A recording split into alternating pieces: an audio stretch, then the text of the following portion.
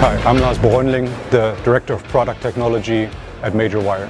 Here are 3 tips for maintaining your attention screen media. Number 1, always make sure you have a good crown on your deck.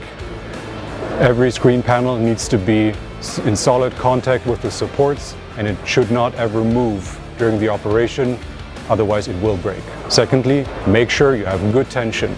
Tension is absolutely essential for the performance. You need the vibration of your media to help you with the screening effect, and you need to make sure that it stays in place. The third tip is planning ahead.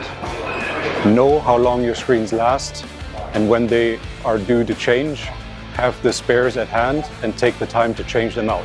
Nothing is worse than unscheduled downtime and losing money because your operation isn't running.